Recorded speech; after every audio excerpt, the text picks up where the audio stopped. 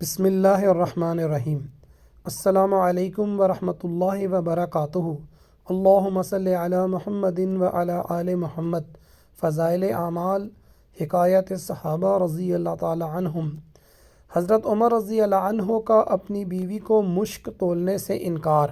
حضرت عمر رضی اللہ عنہ کی خدمت میں ایک مرتبہ بحرین سے مشک آیا۔ ارشاد فرمایا کہ کوئی اس کو تول کر مسلمانوں میں تقسیم کر دیتا۔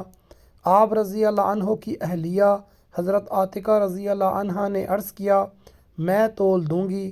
آپ رضی اللہ عنہ نے سن کر سکوت فرمایا۔ تھوڑی دیر میں پھر یہی ارشاد فرمایا کہ کوئی اس کو تول دیتا تاکہ میں تقسیم کر دیتا۔ آپ کی اہلیہ نے پھر یہی عرض کیا، آپ نے سکوت فرمایا۔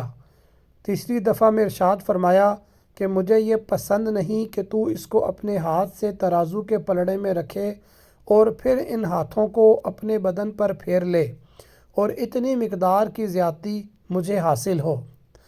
یہ کمال احتیاط تھی اور اپنے آپ کو محل تہمت سے بچانا، ورنہ جو بھی تولے گا اس کے ہاتھ کو تو لگے گا ہی۔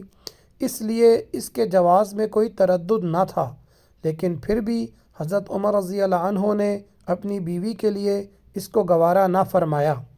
حضرت عمر بن عبدالعزیز رحمۃ اللہ علیہ، جن کو عمر ثانی بھی کہا جاتا ہے، ان کے زمانے میں ایک مرتبہ مشک تولا جا رہا تھا تو انہوں نے اپنی ناک بند فرما لی اور ارشاد فرمایا کہ مشک کا نفع تو خوشبو ہی سونگھنا ہے۔